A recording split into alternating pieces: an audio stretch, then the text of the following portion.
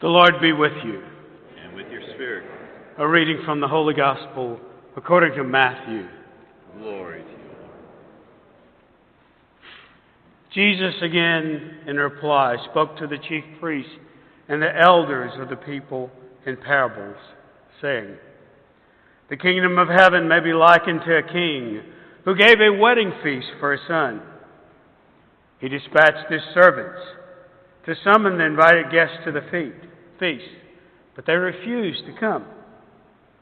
A second time he sent other servants, saying, 'Tell those invited, behold, I have prepared my banquet.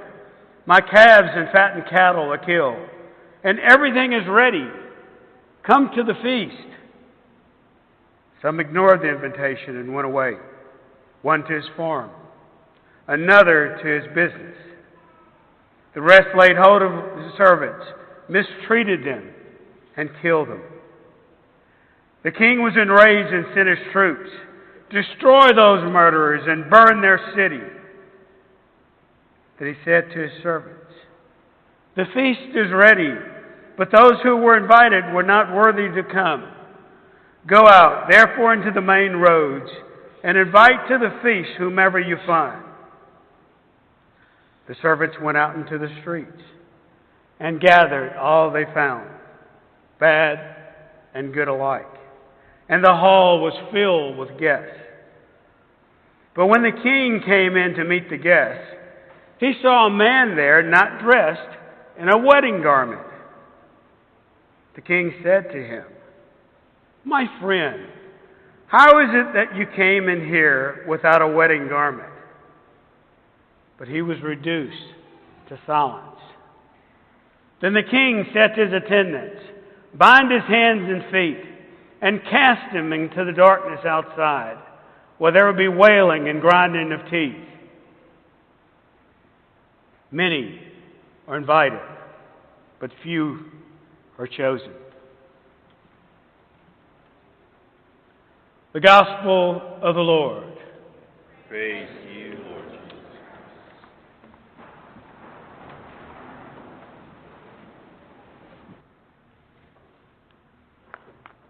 Many are invited, but few are chosen.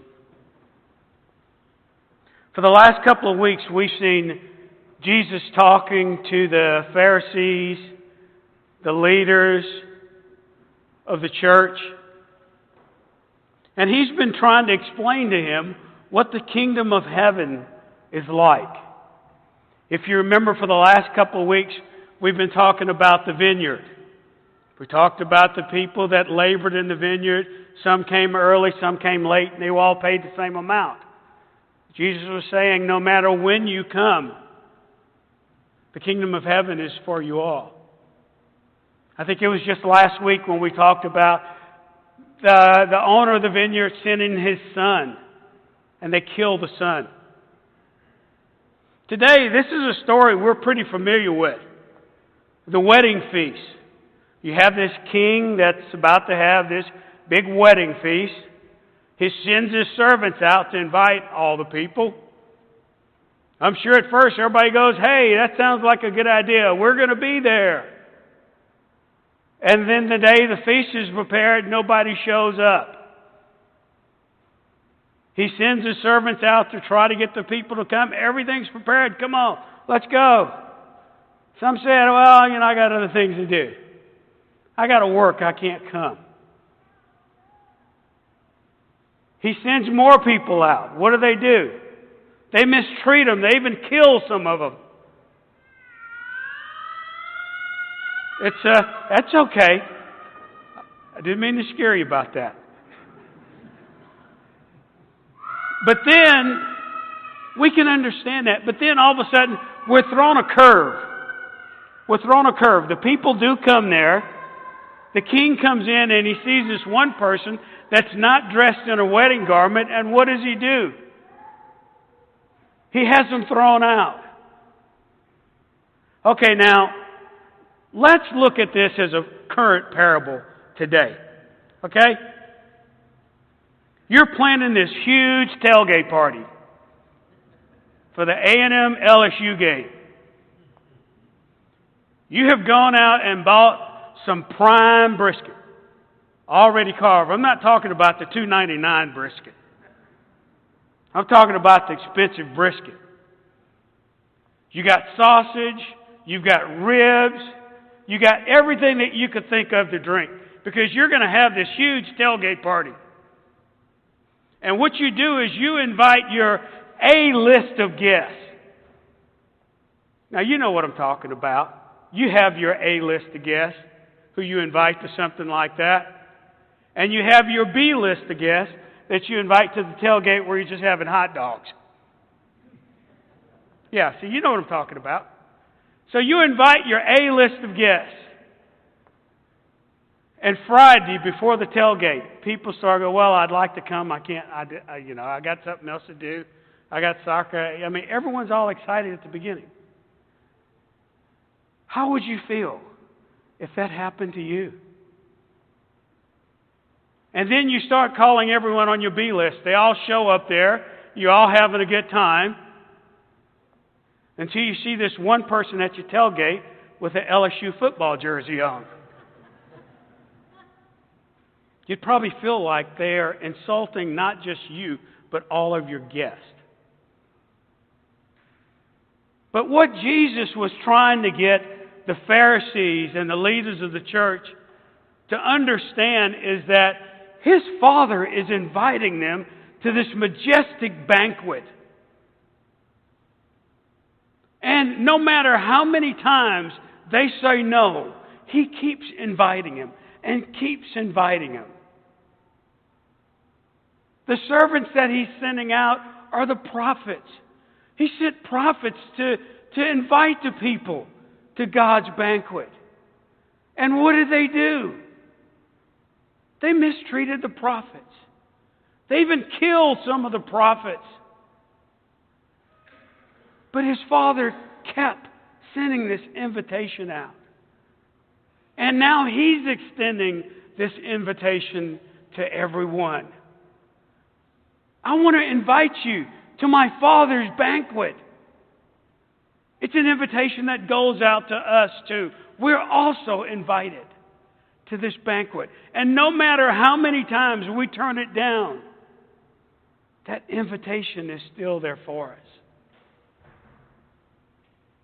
And just like the prophets of old time, through our baptism, we were baptized as priest, prophet, and king. Priest, prophet, and king. So just like the prophets of old, we are to go out and invite people to this marvelous banquet. We have a chance to feast at this banquet not only every Sunday right here at this table, but we have numerous times during the week we can feast at this banquet. And just like the prophets of old, people push us back. They say, no, that's not for me. But we understand that comes with the territory. Whenever you ask people to change their lives, you meet resistance. But that invitation is constantly coming to us.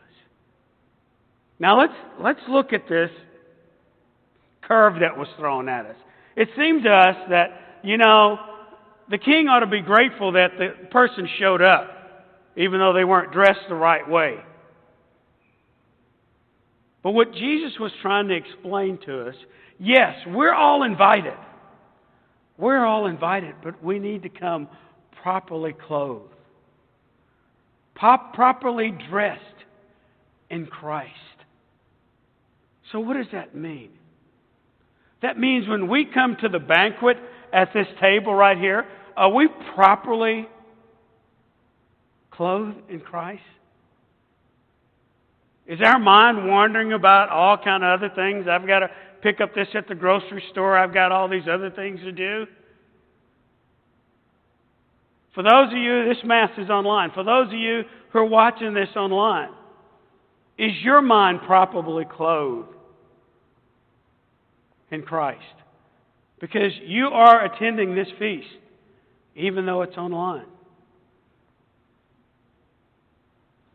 When it comes to communion, do you do the spiritual act of communion? See, we're all invited to the feast. But if we come, God expects us to put on our wedding garment. He expects us to be clothed in Christ. That's what this little story's about. Yes, we're all invited. But with that invitation comes a responsibility to clothe ourselves in Christ, to come in the right frame of mind. Remember, many are invited, but few are chosen.